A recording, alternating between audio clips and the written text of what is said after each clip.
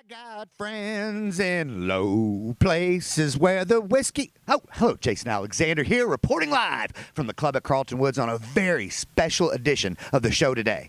But before we give out too many details, we're going to open the show real quick. So if you're ready, I'm ready. Let's do the pro show.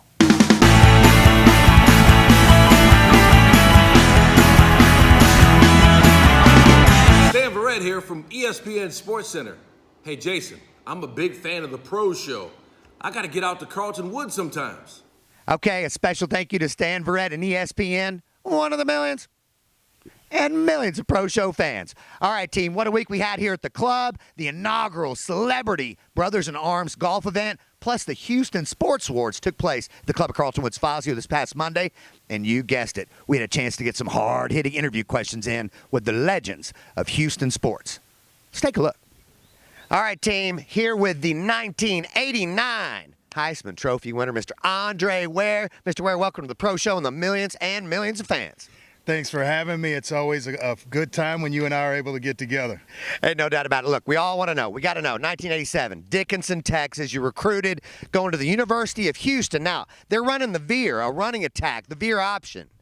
How did we get to 1989 and the biggest aerial assault the country had ever seen with the run and shoot? Yeah, it's kind of one of those, the old adage of timing is everything.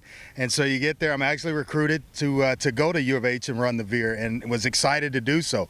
By the time I got to campus, Coach Yeoman had resigned, Coach Pardee was in, and it was a totally different deal in terms of offense. So I spent time that offseason just throwing the ball as much as I possibly could, trying to incorporate my skill set into what was going to happen at the University of Houston, and who knew that it would be a match made in heaven. Well, I think we broke about 26 NCAA records that year. So, Andre Ware, thanks for taking the time, babe. Go make you some birdies. We'll catch you tonight. All right. All right, team, we're here with Clyde, the Clyde Drexler. Look, former Pro Show guest, here for your second time here for a quick question. Look, we got Akeem the Dream coming on property this evening. I got to ask you, do you got one moment? I know you got 1,000. What's your favorite moment with the Dream? I got 1,000 of them. But Akeem, obviously one of the greatest players to ever play the game.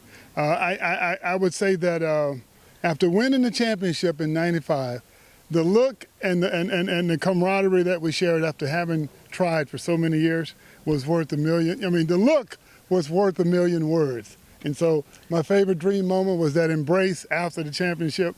It doesn't get any better. Well, I'm going to tell you, it's seared in all of our minds, and we can all see it right here. Absolutely. Thank you, Jason. Hey, Clyde the Clyde, thank you so much. Anytime. The Pro Show, keep it going. All right, we're here with number 10, none other than BY, Mr. Vince Young. And now look, Mr. Young, here on the Pro Show, we like to ask the hard-hitting questions. So I'm going to give you one that no one's ever asked you. 4th and 5, the Rose Bowl. We all want to know. Pre-snap read, what's going through your head? Walk us through the play. Okay, first of all, it was me and you two. Second of all, I was nervous as hell because I didn't want to drop the snap. And then Pete Carroll did his blitz, weak side blitz, and we had a good play call. I really went on tried to go for the first down. Came through my progression. Selvin Young did a good job of flaring out, and all I saw was a lane. And all it was Forrest run.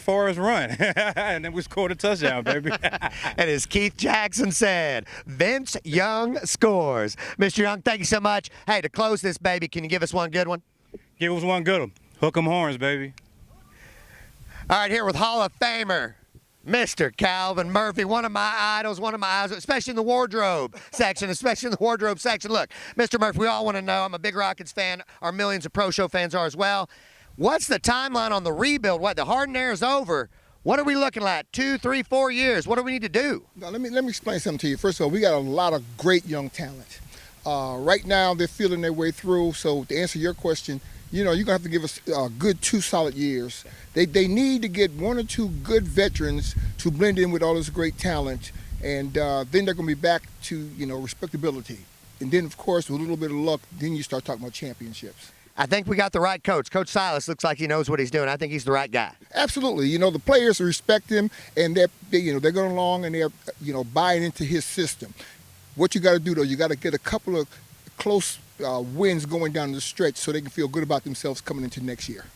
No one messed with this gentleman in a free throw contest, I can tell you that right now. Thank you so much, Mr. Murphy. Absolutely.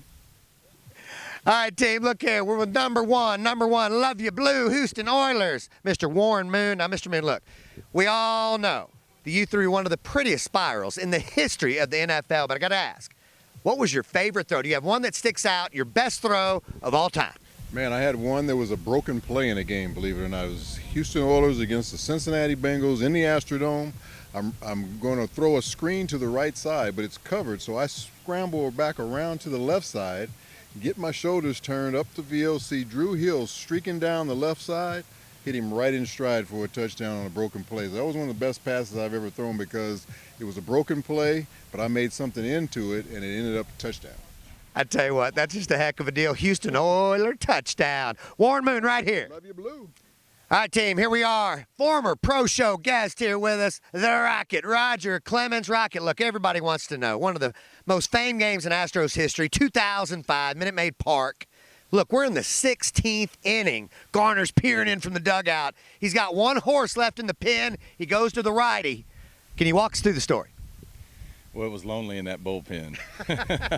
I was sitting out there by myself going, I'm going to end up getting in this game, and it was really a cool game. You know, I don't know when the last time I came in relief, but it was a lot of fun. The backstory is a couple guys got sick. It looked like I was going to pitch the game in Atlanta if we didn't win, and so I called my oldest son, Kobe, down to the batting cage, and I was going to play a little catch just to see how my arm was. Well, we got into a father-son battle. He had a bat, and I had a glove and a ball, so about 80 pitches later, I'm sweating. I'm like, what am I doing? I might have to pitch tomorrow. So that's how that went. But I went down the dugout, had a jacket and a T-shirt on. I got sweat running down and Skipper looks at me and goes, what have you been doing, running?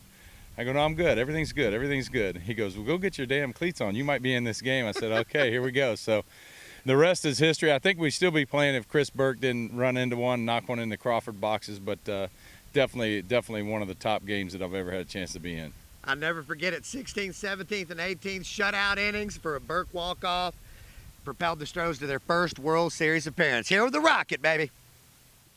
How cool was that? I was in fantasy camp all day. All right, team, here's the rundown. 7 p.m. Saturday, ABC 13, a special 1-hour Houston Sports Awards broadcast coming to you on the big screens in your homes. We got myself, the Consummate Pro, Jim Nance, Jeff Bagwell, Craig Biggio, among others. So be sure to tune in. So until next time, have a big time.